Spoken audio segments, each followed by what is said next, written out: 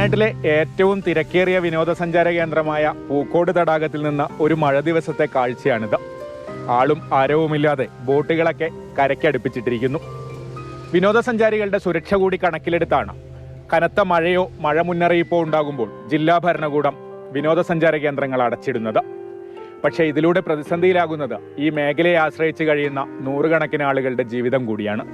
ഇത്തവണ കാലവർഷം തുടങ്ങിയ ശേഷം 3 തവണയാണ് വയനാട്ടിൽ കനത്ത മഴ പെയ്തത്.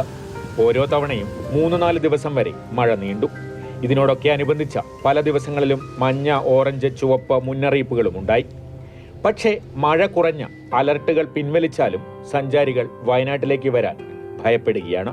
റെഡ് അലേർട്ട് വരുന്ന സമയത്ത് തന്നെ പ്രധാനമായിട്ടും വിനോദസഞ്ചാര കേന്ദ്രങ്ങൾ അടച്ചു എന്ന വാർത്ത വരുന്നത് അത് മറ്റ് സ്ഥലങ്ങളിലേക്ക് വ്യാപിക്കുകയും അത് വിനോദസഞ്ചാരികൾ വയനാട്ടിലേക്ക് എത്തുന്നതിനെ സാരമായി ബാധിക്കുന്നുണ്ട്. ഏകദേശം 1-2 ദിവസത്തേക്ക് വരുന്ന അലേർട്ട് 3-ാമത്തെ ദിവസം റീ ഓപ്പൺ ചെയ്തിട്ടുണ്ടെങ്കിലും അത് ആളുകളിലേക്ക് എത്തുന്നില്ല. അപ്പോൾ സ്വാഭാവികമായിട്ടും വയനാട് എന്ന ഡെസ്റ്റിനേഷൻ പൂർണ്ണമായും അടഞ്ഞു കിടക്കുകയാണ് എന്ന ധാരണയിൽ ആളുകൾ വരാൻ വേണ്ടി വളരെയധികം ഭയപ്പെടുന്ന ഒരു സാഹചര്യം ഇന്ന് നിലവിലുണ്ട്. ഇത് ടൂറിസത്തിനെ സംബന്ധിച്ച് ഇവിടത്തേക്ക് ടൂറിസം മേഖലയിൽ ജോലി ചെയ്യുന്ന എല്ലാ ആളുകളെയും ബാധിക്കുന്നത്.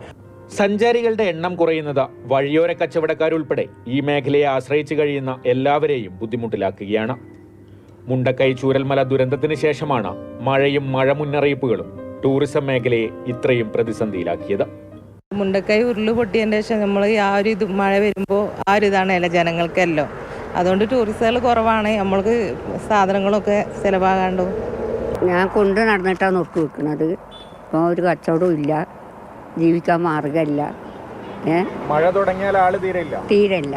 ഡേഞ്ചറസ് സിറ്റുവേഷൻ പോലെയാണ് അലർട്ട് പറയുന്നത്. ഇങ്ങോട്ട് ആരും വരരുത്, മലയോരങ്ങളിലേക്ക് പോകരുത് എന്നുള്ള രീതിയിൽ പറയുമ്പോൾ തന്നെ പ്രത്യേകിച്ച് ആരും ഇങ്ങോട്ട് വരാൻ ഭയങ്കര ബുദ്ധിമുട്ടാണ്. വഴിയോര കച്ചവടക്കാർ ഈ ഒരു മേഖലയിൽ മാത്രം ഡിപ്പെൻഡ് ചെയ്ത് ജീവിക്കുന്ന ആളുകളാണ്. അതിൻ്റെ ഒരു ബുദ്ധിമുട്ടുകളുണ്ട്. മൺസൂൺ ടൂറിസം പ്രോത്സാഹിപ്പിക്കാനുള്ള ശ്രമങ്ങൾക്കിടയിലാണ് പ്രകൃതി ദുരന്തങ്ങൾ വിനോദസഞ്ചാര മേഖലയ്ക്ക് തിരിച്ചടിയായത്.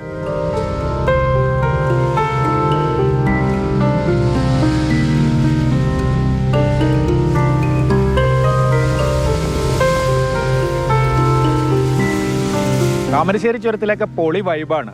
കോടമഞ്ഞുണ്ട്, ഇടയ്ക്കിടയ്ക്ക് മഴയുണ്ട്, കുഞ്ഞു കുഞ്ഞു വെള്ളച്ചാട്ടങ്ങളൊക്കെ ഉണ്ട്. പക്ഷെ ഇതൊന്നും ആസ്വദിക്കാൻ സഞ്ചാരികൾ അധികമില്ല. മഴയെന്ന് കേട്ടാൽ വയനാട്ടിലേക്ക് കയറാൻ ഇപ്പോൾ പലർക്കും പേടിയാണ്.